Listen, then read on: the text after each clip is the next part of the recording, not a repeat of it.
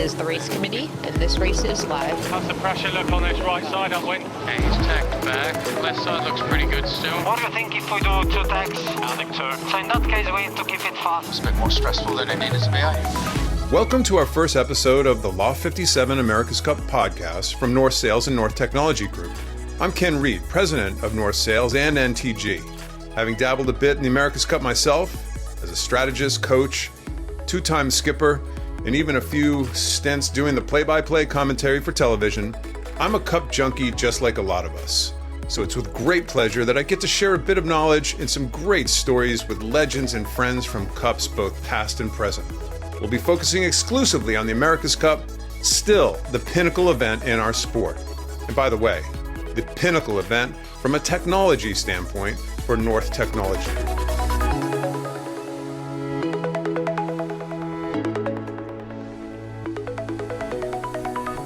The action's underway in Barcelona, and there's obviously a lot at stake. So much time, so much money, all invested to claim the old mug in an incredibly condensed schedule. Before we get stuck into the 37th America's Cup and the battles on the water, I thought we should kick off with a look back. North Sales has an unprecedented relationship with the event, having been the dominant sailmaker for every America's Cup defender and challenger since 1980. 54 current North Sales staff members have competed across 15 editions of the America's Cup from 1977 up until the present Cup. This all adds up to 181 combined appearances over 47 years. 33 of our staff have been part of the sail design and development programs, with 3 employees acting as skipper and 24 also acting as part of the race crew. 16 staff have been part of a winning America's Cup team. So I thought it'd be best if we kick off by speaking to 3 Hall of Famers who are also a key, integral part of the North Sales family: Grant Simmer, Simon Daubney, and Tom Whidden.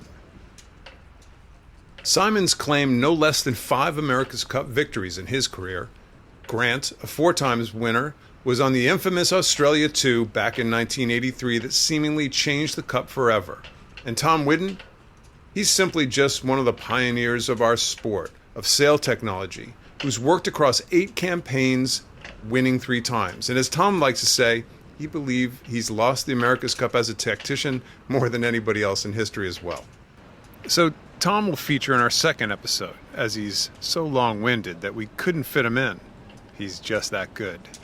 We'll hear from Simon Daubney a little bit later, but first up, it's Australian America's Cup hero, Grant Simmer. He has led teams in several different roles, from navigator on Australia 2 back in 1983 to technical head, managing director, and CEO. He's also spanned 4 different generations of boats through his America's Cup history: 12 meters, the version 5 boats, the big multi-hulls of the Deed of Gift Challenge, and now the flying boats. Let's talk to Grant and find out what his favorite was. Let's just start with 83 for a minute, because that's where, well, personally, that's where I started. Not as a sailor, but as a extreme fan. That's the year I moved to Newport, actually, from leaving school. If you look back on that, what is your, I'm assuming, of the 12, is that your favorite America's Cup? Can you classify something as your favorite? They're all different, and it's hard to say. I mean, obviously, because it was my first. It was a small team, really tight team. We're still all really good mates. Australia 2 was, it's iconic. It's probably the best known. Now there's a Netflix series, etc. And it was tight. There was only, 32 people, the whole team, including Bondi and, including administration, shore team, the whole thing. It was a tight little group. But out of that group, everything goes to the wing keel. Or let me rephrase. The America's Cup is about advancement. It always has been. It's about technology advancement. Do you think that wing keel kind of changed the way you had to think about it? It was no more just hitting little singles, in a baseball analogy, hitting singles. Like the wing keel hit a grand slam home run. It wasn't even a home run. It was a grand slam. Yeah. Do you think that's always in the back of America's Cup's teams' minds these days because of that one innovation? It's interesting. Of course, the tools for predicting performance have improved a lot. So the last Cup in Auckland, new new class people. The boats are very varied. This cup, you see the performance moving closer and closer. And the plan is most of the teams have signed up to do it in this boat again, so next time they'll be even closer in performance. But, in the 12-metre class, even tank testing wasn't that accurate. And, the boat wasn't just a wing keel. It meant that we had less wetted surface. We could have a shorter boat with the same riding moment. There was a bunch of things going in favour. Yeah. Schneckenberg did a great job with the sails. The north sails we had, they were breakthrough sails. In a way, it put North Sails on the map back then, right? It wasn't really I don't mean to say it in such a way, but kind of the behemoth in the sailing industry that it is today. It was another sailmaker back then. Yeah. Where did it come from, this Well, because Kevlar? Tom was Substad. Yeah, Whitten was Substad. Right. Oh, yeah. And he doesn't admit that to too many people. He was. And thank God he joined North because it's been great. But, Schnack did vertical cup Kevlar sails. First ones, I remember. Yeah, that was a radical development as How well. long would a mainsail last for? One series, really. About a series. And did you make the sails there on site? Yeah. Yeah, no plot or anything. Where was your facility in Newport? It was above O'Brien's pub. O'Brien's pub? We were above the boxing kangaroo flag hung in there. It still does. I think it still does. Yeah. Yeah, the boys. That kind of says something, by the way, that the sail loft was right above a pub. Yeah. Rumor has it you guys spent a little bit of time in that pub, too. Yeah, there was quite a bit of time. Yeah. And we had some great sailmakers. We had Mike Quilter, famous navigator. Absolutely. He was a sailmaker in those days. Even had Brad Butterworth as a sailmaker at one stage in that team. Do you think that kids realize coming up sailing these days that you can't just be a fast helmsman or somebody who pulls a rope accurately with sail trim, that you got to have something else on your resume? An engineer, electrician, hydraulics expert, sailmaker. Do you think kids realize that when they're growing up trying to become the next Grant Simmer? It helps if they've got an engineering, technical background. Right. We're seeing that with some of the sailors in this event. But an interesting story was when we had the Loft in Sydney, Jimmy comes in. He's a young kid then. He comes in and says, I figure I need to learn about sailmaking, so I'm happy to do a first-year apprentice. And he was already kind of world match racing champion or something, and he's kicking shit with the rest of the apprentices. In Sydney. Jimmy did. Jimmy came in and said, I've got to learn about sailmaking, so I'm going to spend a year or so doing that. And we had to let him go do his regattas and that. But I was bloody impressed with that. And he was young then, really young. So let's jump forward from 12 meters to a lingy for a second. So a lingy, of the modern day America's Cups, a lingy, I think, might have been the only brand new program that jumped in and then won the cup. And it's kind of first time to try. Yeah. And you hear that of teams a lot. Like, hey, we're in this for the long haul. We realize this isn't, I guess in a way the French have been saying that in this event for quite a while. Yeah, true. Obviously, you grab essentially the power source of Emirates Team New Zealand or Team New Zealand at the time. Yeah. Go across to a lingy. Was there still a thinking at the time we can win this thing, or is this a multiple event build up before we can possibly win it? Well, firstly, Russell's an icon of our sport, and he led that team really well. And in that campaign, the 03 campaign, his relationship with Ernesto was really strong. And so the two of them, Ernesto and Russell together, and Brad, kind of led the team, and Russell's definitely steering the ship. All the design, and we didn't have any Team New Zealand guys on the design side or on the build side, and we had sort of we had Tim Girl on the shore team leading the shore team, but it was mainly the sailors, but we also ended up with a really good boat, SUI 64 was a really good boat. Unfortunately, and that was, I know all too well. Yeah, that was Rolfie Vrolic and Dirk Kramers, Michael Rickelson, Mike Schreiber, some great we had a really good design team. In those days, I was design coordinator, but I just had to keep the wheels turning, really, and they were doing all the smart stuff. Well, so you were the navigator on Australia too, right? Yeah. And then kind of design coordinator through there, and then kind of general manager and on to CEO. Yeah, but Weber Lingyards was still sailing all the time on the second boat. Yeah. Because well, it was like normally it was Jochen and I sailing the second boat. Sure. Because in those days we did massive the two-boat testing. Sure. Yeah. And that was linking the design team to the sailing team's always been a huge part of the America's Cup. Getting them to work together still is today. It's always talked about within our industry, the Team New Zealand concept, which kind of changed how teams were made in a way, that the sailors were totally woven with the technical group. You know, for example, when I did Dennis's 2 programs, it was still divide and conquer. There was a keel design team and a mast design team and a sail design team, and that was the way Dennis always did it. He kind of liked keeping the power separate. Well, in Australia too, was it woven? Yeah, but it was really Benny Lexon. I mean, he was the master design team. He was the boat design team and the systems guy. It was Benny, you know, one guy. He was the link of He all. had a draftsman. That was it.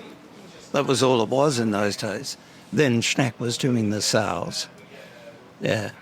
And Huey Trahan he had his own loft in Sydney. He made some nice spinnakers, and we used some of Huey's spinnakers, Sobstat. Yeah. We used a few of Huey's spinnakers as well. So let's move a little bit forward. Alinghi first campaign, into the Alinghi second. All of a sudden, you're in Valencia, right? And yeah, messy 2007. because it was messy because Russell and Ernesto argued famously, and Russell left. Yep. And that really was tricky for the team. You interviewed me, by the way, at one stage. Remember? You were that's right. You were so desperate for helmsman at that stage. You were on the list, Kenny. Yeah. So we figured you might be a bit too powerful, so we were a bit. So Brad stayed, thankfully, and took on that skipper role, and then ultimately Ed steered the boat in the Cup. Right. But Brad was the skipper, you know, because we didn't have somebody who could do everything like Russell did, you know. Do you remember the meeting we had in Milford, Connecticut, with you and Jay Hansen, my boss at the time, and myself, about this fancy new material that had popped up on Alinghi during some trial testing over there, and all of a sudden you wanted to have a meeting with those of us who were helping run sales at the time. Yeah, it's a long story, but I'll try and tell it as succinctly as I possibly can. So this can be as long as we want. There were 2 guys in Switzerland, Gerard Gautier and Edward Kessie, and they had come up with a new way of making sailcloth by spreading carbon tows, spreading them into a tissue and then impregnating them to make a fabric. And Ernesto took me to meet them, and Ernesto was really keen to do it, really keen to put money in and fund their research. So I ended up kind of managing that process, which I thought, this is left field will be a distraction and won't help us win the America's Cup. Oh, yeah. And Ernesto's going, he said, we've got to do it. So we did, and we gave them these milestones, and to be fair, their funding was delivered against these milestones, and they were hard up against these milestones all the way, and they did quite a good job, but we needed software. We had Mike Schreiber and Michael Rickelson with us, and we needed them involved. Yeah. You know, they've got blue blood in their veins, so they didn't want to help. They didn't want that to... And so the only way we could really get them to help was to give North Sails an option to buy this technology. We used to call it NSA, and it became 3DI, right? Yeah. So we had a meeting with you and with Jay. We stayed at Jay's house, and he filled us up with red wine trying to negotiate with us. And as he does. Yeah. That's why I've worked. And ultimately, we did a deal that basically we had exclusive rights to the Cup, but we could use North's North software as we're developing it. Yep. But he could buy it for the amount of money that Ernesto had invested to get it to that level. Yep. And ultimately you exercise your option. And Ernesto had the shits with me because he thought we did a soft deal with North. Really? But that became 3DI and is, we were at probably the first level and North had taken it to the sixth floor or the seventh floor from where we were at. All right, so fast forward here a little bit. We're sitting in the Ineos base. I have a bit of a theory with Ben Ainsley or let's call it a Grant Simmer / Ben Ainsley organized cup team, and that's no, but it's not. I'm not. This is Ben's team. I'm just here doing a sort of part-time role this cup cycle, not last one, but this cup cycle. Yeah. So starting in Bermuda, when these flying boats started to happen, and then through Auckland, and now here.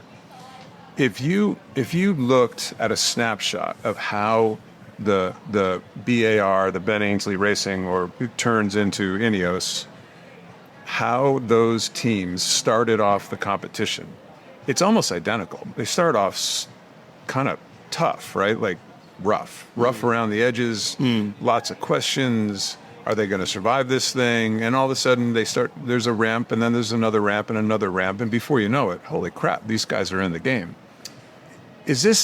Could this be the team kind of just getting a little too cute at the beginning? Like, let's not let it put everything on the table, and give our competitors a little bit of hope, and at the same time scaring the shit out of your fans. No, I mean, I'm sure Ben would like to say we were that smart and we had that strategy. No, but do you agree? Each of the ramp ups for all three campaigns, in many ways, I'm sure. We never got there in Auckland, and we were struggling in Auckland. We had problems with our falls, and we could never get on top of it. And obviously, we lost the final made it to the Italians. Yeah. We lost to the Italians pretty badly.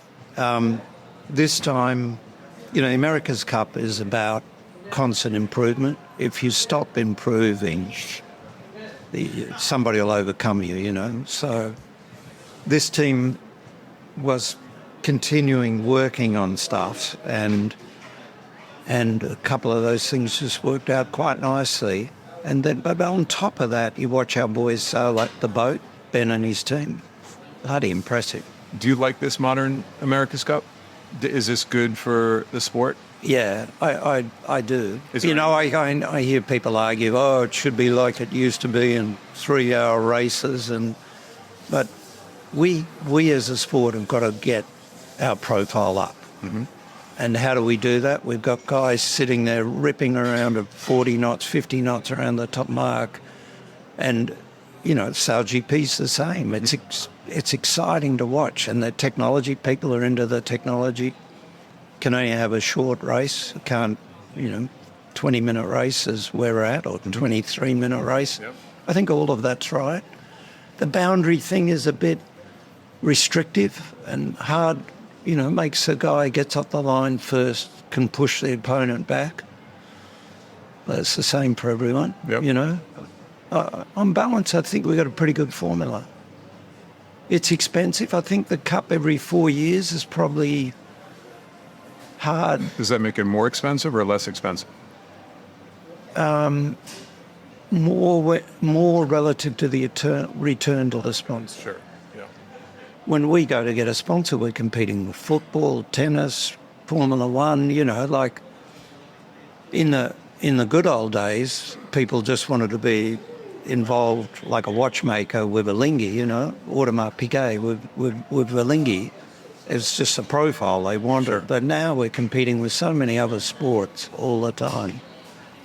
So we've got to increase the profile of the sport. You have to constantly work to do that. Do you think in the future of the America's Cup, let's say Ineos, forget the historical ramifications for a minute, if Ineos Britannica team could win the America's Cup, but does that tell the rest of the sport you have to have a Formula One team as an ally, or something as a potential crazy jump in the evolution of your engineering or technology, or can just a good old team win doing it. Well- again, I'm saying with air quotes, doing it the old way, but doing it with an innovative internal approach versus having to bring in a partner like Mercedes. It's about, and I have to be a little careful what I say here, because the marriage with the America's Cup team and the Formula One team has not been smooth because, well, I'll give you an example. Like in Bermuda with Oracle, I was a manager of Oracle, we had a relationship with Airbus, and they're still working with the Americans, but it was tricky because Airbus do things on long time frames. And in the America's Cup world, we get an idea and we want to implement it next week, so we're always pushing, and that means that our analysis is probably not as robust as I'd like. Thank God they spend more time developing aircraft than we do developing planes.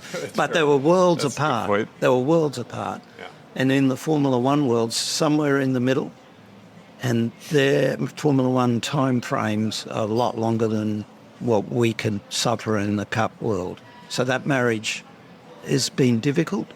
But what the Formula One guys brought is a really robust engineering processes, really robust. And they bring a lot of resources, like a lot. When the size of a Formula One team compared to America's Cup team.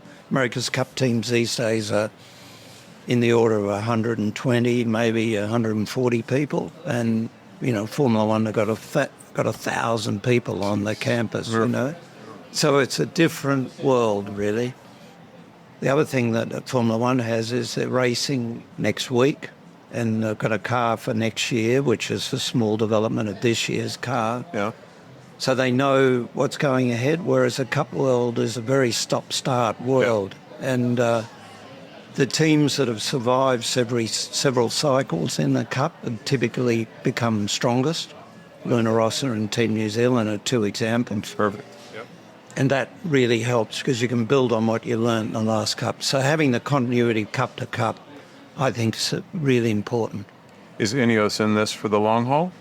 Have they stated? It's always tricky to get a sponsor team owner to sign up before you finish the last event.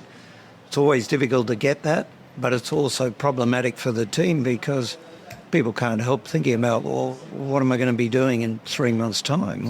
Yeah. It's a little scary. Interesting. I've done a lot of Cups and I've always used to that it ending and, thinking about it just being a project and you've got to do your best for that project. But I don't think that's the future of the Cup. I think continuity of teams is the future of the Cup and we have to work towards that. And that more, whether it's AC40 racing or more frequent racing to bring better value to the sponsors, it's got to become part of the Cup. So a couple final questions, kind of pushing you back to your sailmaking days.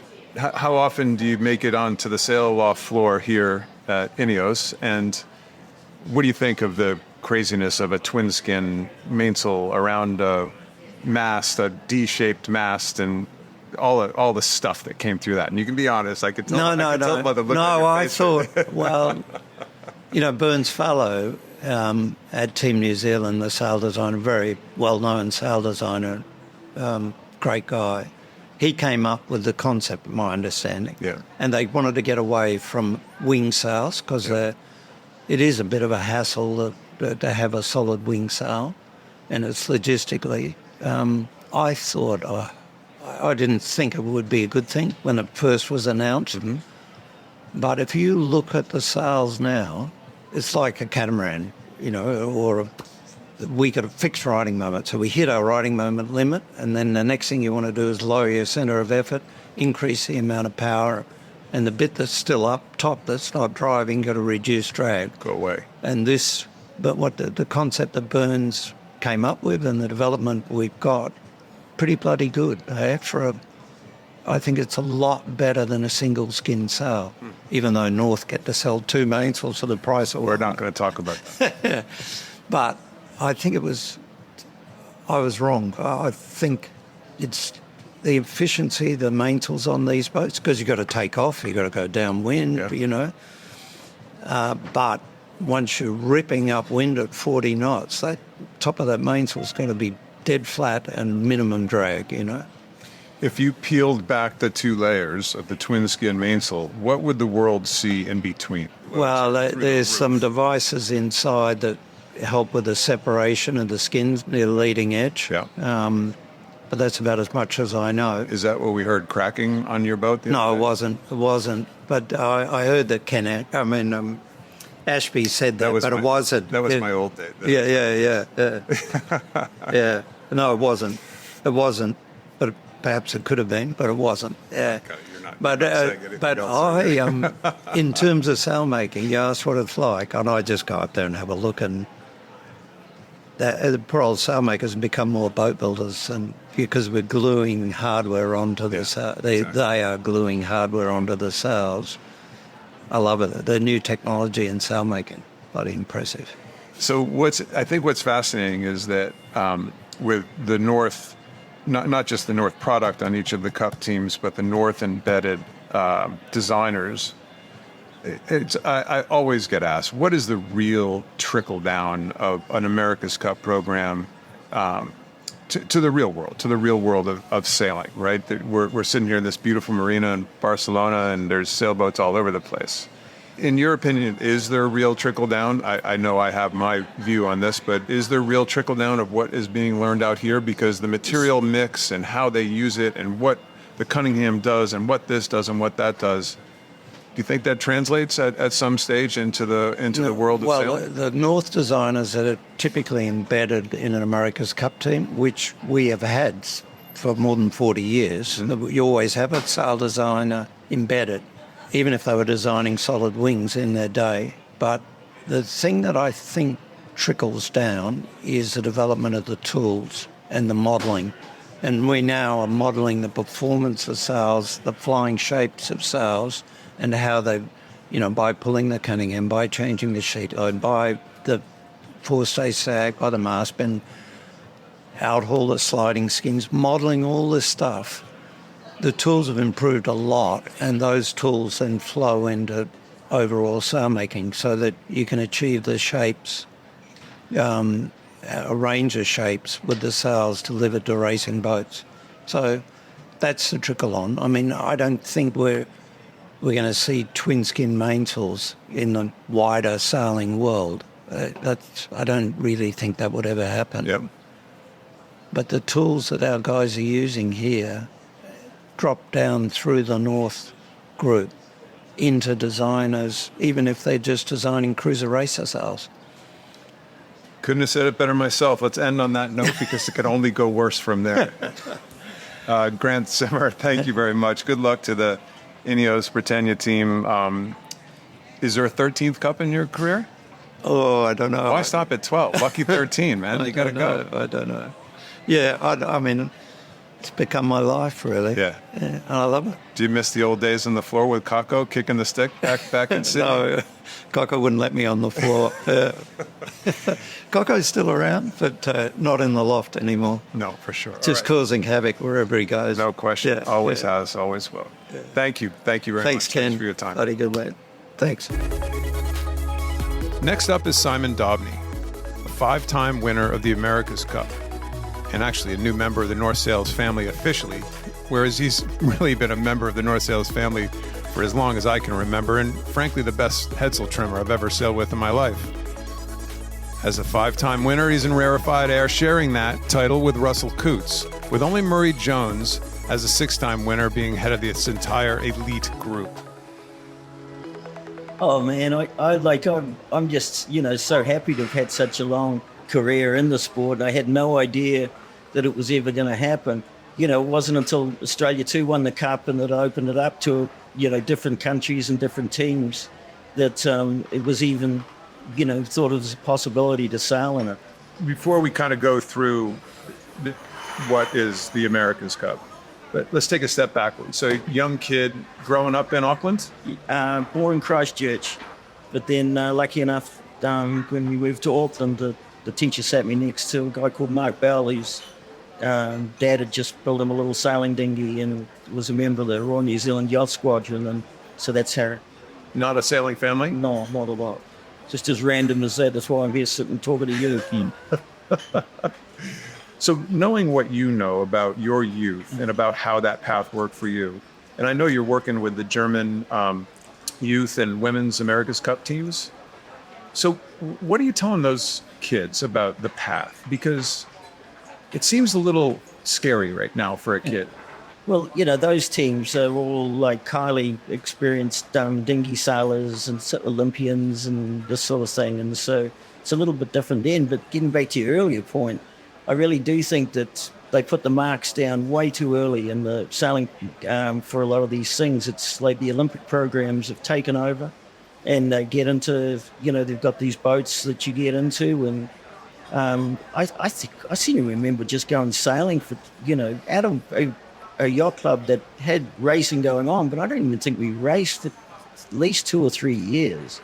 We were just sailing for the fun of sailing. And I think now that once you get into sailing and then you're sending your kid out into a 60-strong Optimus fleet, they got to come to the school the next day and say they came 45th. And, their friends laugh at them and go, "Oh, you're a loser." Not good. Not good. But the marks So you're down not one too of those soon. parents like carrying your kid with his boots and dry suit out to their opti to make sure they don't get wet before they get in there? I just think that it just puts too much pressure, way too much pressure on.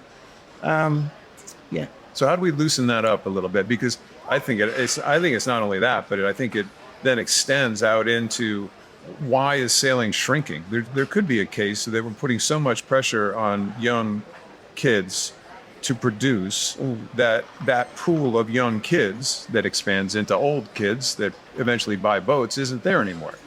Do you buy into any of that? Yeah, I know. I agree. I think it's a problem. I think it's a problem when although a lot of the boats now, like the moths and everything like that, and I see these like programs of that run around different things like the Sail GP where they're trying to get kids that wouldn't have the opportunity to go sailing. There's a lot of good stuff happening. And I don't know that they're just starting the racing and at first. I think they're just getting them sailing. Boats, flying boats like little moths or wasps or everything like that are a lot more fun to blast around in, I guess, than the pedestrian sailing dinghies that we were sailing around in the early days. So, as I say, I just think they put the marks down like way too early, even if you just, made it a rule that you were allowed to send them racing for the first year at least. I think that would be a I like step that up. phrase. I love that phrase. Mm. We all go sailing as kids. Still on the kid subject for a second, and why I'm sticking with this theme, I have no idea. But we all start sailing, and we all probably have our hand on the tiller when we're young, probably sailing single-handed boats at some stage. How did the transition for Simon Daubney from having his hand on the tiller all of a sudden for being an expert, essentially you were the epitome of the expert headsail trimmer for your whole career, your whole life. How does that transition happen? I started out, the first time I went sailing as a headsail trimmer, I hardly had my hand on the tiller at all. And so, I started out sailing in small dinghies.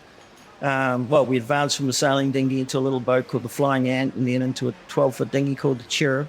And I sailed with Mark Bell in all of these events for over 10 years. I think the last regatta we did was in 1978, the Cherub World Championships there. And I was a forward hand the whole time, and that kind of led on to my Olympic career. I did my first Olympics was the 84 Games in LA, and it was the forward hand, which is the jib trimmer on the soling. And so, I've been a jib trimmer from day one.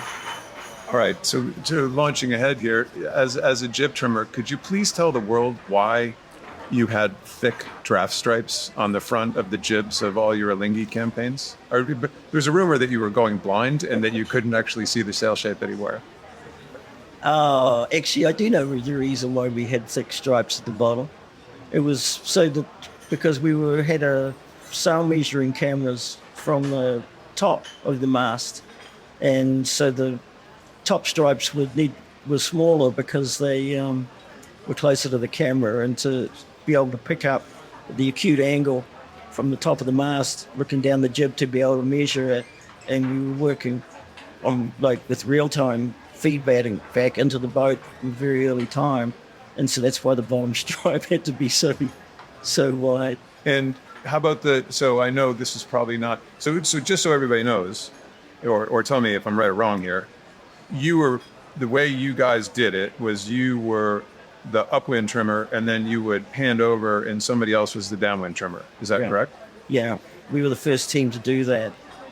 In the cup days you had 2 trimmers either side and that it didn't really make a lot of sense to us, because if, like I just said before, that the trim is going to be different side to side because you're easy to get your numbers because it's flat or water on starboard or whatever, and having one guy tailing and then you just cast off and then just run across the boat and trim both sides. We were the first team to do that, and it made a lot more sense. I think it worked out pretty Not just that, but in maneuvers, you're always doing exactly the same maneuver. Yeah. And then I would do the brace. Were you part of tell us how the fathead mainsail, which now is pretty much on every racing boat in the world. I remember when you guys showed up in 2003, I was on Stars and Stripes, and you guys were the first to kind of throw a square head mainsail on the top of a Lingy. How did that come about?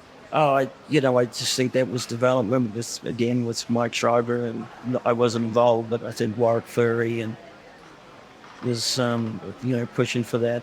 It's pretty innovative at the time. Just supporting that upper roach was pretty crazy. This is the thing, we would look at the whole boat and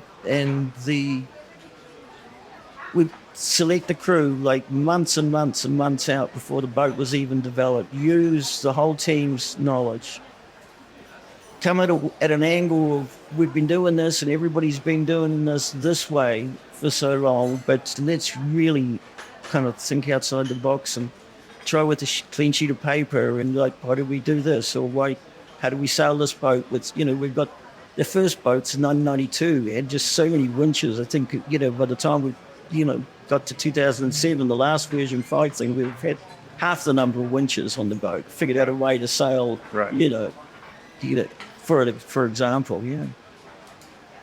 What do you, taking a quick step forward, what do you think about the boats today? What's, as somebody who's really, you've lived every generation of it, right?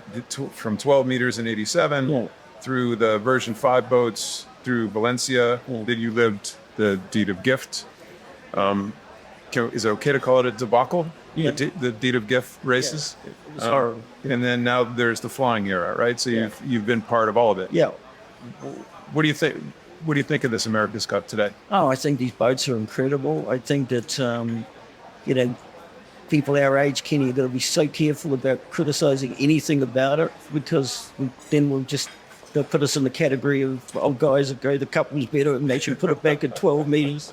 Because there's a lot of people. There's a lot of these people around and that. Yeah. And, you just think back to 2007, all the boats were the same width then. They all had very, very similar keels. The boats had become very close together. It was the 5th iteration of those version 5 boats. It was time for a change. Also, just from what I've talked about, again, talking to Russell and that, with what he's heard from network executives, the number of people that were tuned in and watching, a lot of them were tuning out after 20 minutes because, sailing purists understand the battle of going out to the port ley line for 18 minutes and will you be able to tack and cross the starboard boat or whatever, but you got to be right into sailing and no sailing for that to be interesting to watch that 18-minute no tack ley line. Is that where the 20-minute race comes from, you think? Yeah, I think so. Is that right? Yeah, for sure. No, Russell told me a story about meeting a network executive who he started pulling a folder out of his bag, and the guy recognised it, the NBC or ABC guy, when he was doing the television deal. He said, before you pull that one out, I've got to show you another one that's tell you how many people were still watching after 20 minutes. And fascinating. So something had to change. I think it's a shame that we've seen first of all the loss of the grinder so quickly from the 2007 Cup. Now we're kind of really seeing the loss of the sail trimmer, particularly the jib trimmer. It's kind of like Toledo, Toledos, or whatever. I think that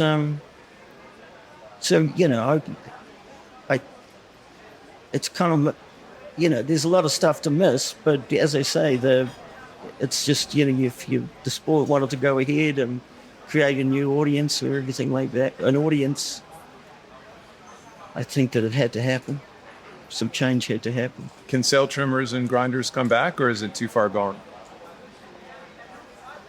Yeah, although no, the problem is even in all the the racing boats that we sail, like Maxi Worlds and these races, these Rolex races around the place. Even those boats are all just transferred over to hydraulic. So the grinders on board these boats, on board, they still get a ride, but it's just to drag sails out from down below. Right. And so that's, I think it's too far gone.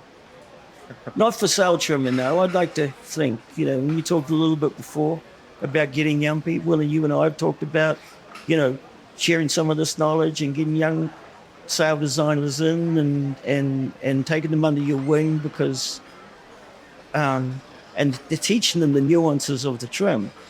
And there's a big problem as well. You when I say that the art of trimming is gone, if you a 22-year-old guy and I'm telling them, in under 10 or 12 knots, when you see the lift and the jib and you go outboard with the car and you put some ease in and you just know you're going to see the boat speed rise through 3/10 or 4/10, and then you tell, a 22-year-old guy's going to struggle telling Ben Ainsley, yelling back to Ben Ainsley or Russell Coots, to bloody, you can take that forward or I can trim it back in and you can take it up, whatever, But that's what has to happen if you're selling these boats in light air, because you're effectively steering them because you're trimmed on so tight that you just, any opportunity to ease the sail, and as I see, know that the speed's going to pop 3 or 4/10. It's just like, joy, oh joy, here we go, When you were young, were you a professional sailor, or were you just going sailing? Just going sailing. So I think this professional sailing thing is throwing people into positions maybe on boats before they're quite necessary, because we're not necessary, but ready for it. Yeah. Is that possible? Yeah, well, I mean, you learn by trial and error, of course, but you don't have Simon Daubney sitting next to you showing you how the lead goes out, that sheet gets eased a click and maybe a little halyard tension down, and before you know it, off you go. Yeah, I think that, I do actually, on one of the boats I'm sailing on now, I'm getting the opportunity to work with a couple of young guys. Maybe not so much in the racing, but on the build up to the racing and that. And I'm just, a lot of people would think that that the first thing I'm talking about is setup or depths or twist and everything like that. But even more important than that, or maybe I'm telling them about the handling and, sneaking turns off and the cast off and footwork across the boat and everything like that. But the number one thing that you got to teach them is communication and be when to speak up. Right. And so there's that. Also, I sail a lot with I see a lot, like in the TP52 class. I'm the oldest trimmer, but all the other jib trimmers in that thing, most of them, getting close to the wrong side of 50 as well, And I sail and I work with Olympic teams and I'm in the boat park there, and the number of those guys, how do you get in? What's my chance? How do I get to sail on a big boat? There's no real pathway. But, Simon, in many ways, though, these kids are now, I see a bit of a methodology or as you're moving up the ladder, you got to almost make a choice. Do you want to become a sail trimmer or a boat flyer, right? Because it's really, it's different, right? These, as you said, in most of these, well, let's take moths and things like that out of the equation. Once you get to boats like this, sail trim is a 1/4 inch here and a 1/4 inch there. It's not TP52 sailing. It's not sail trimming, but really. It did used to be, 40 or 50 boats at the Far 40 Worlds. It did used to be, like more club racing and keel boats and everything like that. And so, there was an opportunity for somebody just, we used to, you remember it, I'm sure you used to say to people, well, getting the way that you get your foot in the door is just fronting up and picking any boat, and people struggling to find crew that would be there every, But in many ways, that hasn't changed. Like Yeah. that path still does exist for people who want to go down that Oh, path. that's good. So, But wing foiling, Yeah. yeah, sure. this presents a different challenge, Yeah. I think, to young sailors, Yeah. doesn't it? Yes, for sure. Well, moving on back to the history of Simon Daubney for a second. What was your favorite? I asked Grant Simmer the same. Of all the cups, how many cups have you done total? 8. And He's you done- asked about before. He's done 12. Has he done? Yeah. Yeah. What was your favorite? What's the one that if somebody said to me, this was the one, which one? Probably the first win in 1995. He's a fantastic team, a fantastic boat. That was really good. And then the other one that was super satisfying. A lot of people said that we were going to be in trouble defending in 2007 on the Lingy without Russell. So that was satisfying I can imagine. to be able to do that. That was another very memorable one. So 95, I was there with the Young America team. When did you know, and there's a whole bunch of wild speculation, when did you know you had a rocket ship for a boat? And you did. You had a rocket ship for a boat.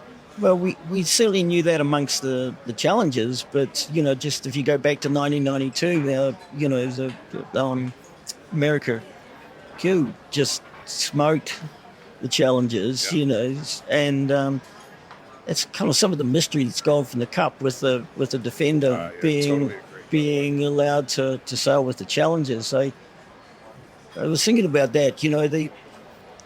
I don't know any other sport where you as a challenger, as a defender, we used to have to sit and watch 3 months of 3 round robins, and these guys having all these races. And you talk about bringing other people up and young guys up. Well, as a defender, you've got 2 boats, and you learn something when you go out on the water today. You better come ashore and share it with the guy that's doing your job on the other boat, because you have to create that intensity in-house. And that's when you really build, team. I hear a lot about camaraderie and the spirit in the team, and I think that's something that's really, really easy to say, but I don't think until you sail on a team like that and you're sharing absolutely everything. Well, you talked about communication. I think Team New Zealand kind of rewrote the book on how to communicate internally in order to grow as a group rather than individual parts of the Yes. Of the project. Yes. I think that on that, I think Russell. Well, I'll go back to Peter Blake. With his historic win on Sailmaker 2 when he won every leg of that Whitbread Round the World race. He put that team together and just delegated the complete responsibility to all, in every area, to all the people. That you're in charge of the sails, you're in charge of the rig, you're in charge of the ropes and the rigging, and you're in charge of the bottom, and you're in charge of the winches and that. And I think Russell learned a lot from Blakey in the 92. People forget People forget Peter Blake's influence and running of that first team, right? For sure. And, I think Russell learned a lot from that. He kind of really made sure that, that you were, it was your department. And actually, I remember, if you got it wrong, like, he would hand over complete ownership of that. But if you made a mistake, it didn't care whether you were bloody best mate or whatever. He would rip you in front of the whole team. This is Coots or Blake? Yeah, this is Russell Coots. But he learned that delegation thing too. And your main job was what you did ashore, and then you were a sailor on board the boat. That was your main responsibility, whatever your area in that. And so up sails. And I remember one day every morning, how it goes, you've gone through the weather forecast and you go, what do we need to do on our sail testing, to fill in all the sail testing things. And one of the ones that we hadn't filled in was the Code 5, Code 6 crossover, 28 knots or more. And I remember one day we were right out, way, way, way out, like 30 miles from the dock, and we had a long beat back there. And I'd gone around the whole boat because I'd left the Code 6 ashore and the sail rack, and I was going, nobody asked for the Code 6. They asked for the Code 6. I've gone around everybody. And then halfway Halfway back, coach goes, "What about the code 5, code 6 crossover?" I go, "Oh no," and then that evening, call ourselves professionals. How can we make a mistake like that? Just one of these meetings where everyone's looking at their shoes, just feeling terrible and sorry for me.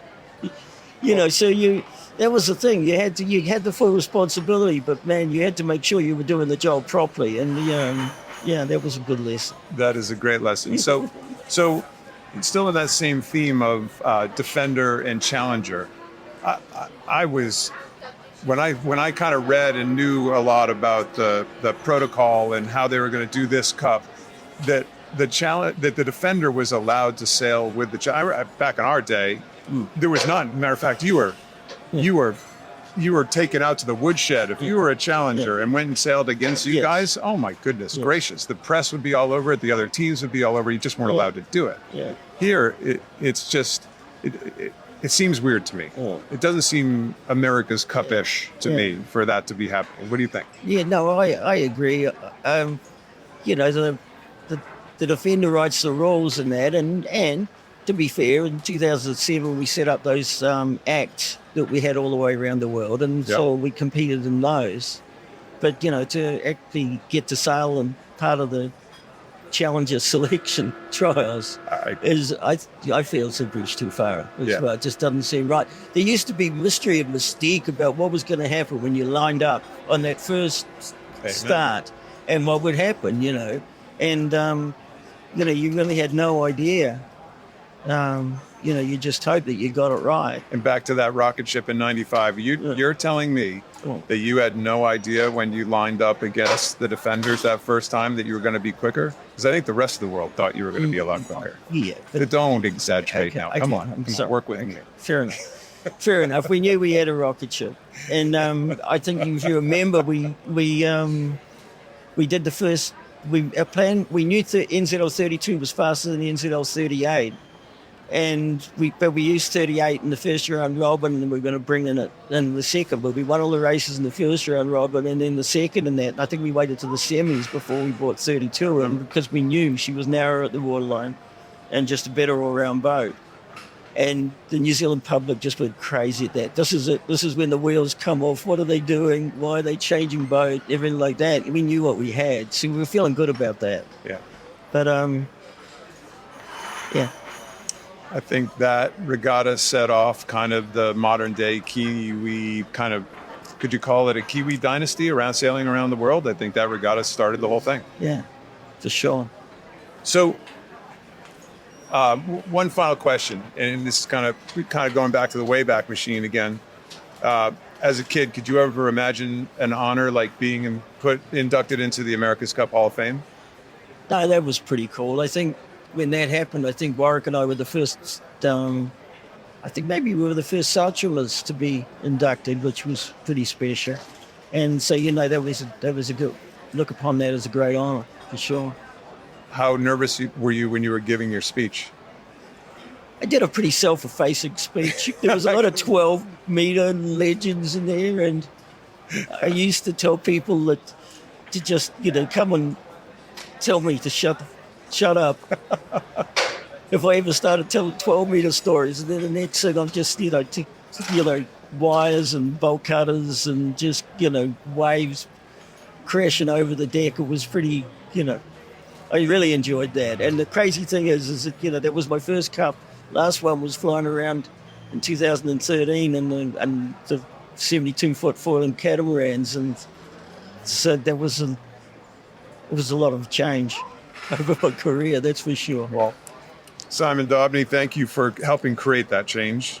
It's people like you. It's like I said earlier, it's hard to use. It's too easy sometimes to use the word legend, but it's legends like you who have helped create that change. So thank you very much for everything you've given, not only to sailing and the America's Cup, but to North Sails as well. So thank you. Thank you. Good evening. Bye-bye. I hope you can tell that I'm having so much fun sharing time with pivotal characters from the modern America's Cup, sharing theories, memories, untold stories about their unique experiences. It helps us all understand that throughout the history of the Cup, we always hear about technology and the evolution of how to make a boat go faster, no matter what the rule or the type of boat. But at the end of the day, it's the people that will always make the difference. Just like any good company, the people come up with the ideas, and it's up to the team to execute in whatever form or fashion necessary. It's also about communication and transferring information to the next generation, so progress continues in our great sport that we all love so much indoors. Coming up soon is our long talk with Tom Whidden, alongside many more guests during the North Sales and North Technology Group America's Cup podcast series. So thanks for joining us. I'm Ken Reed, signing off from Barcelona for now.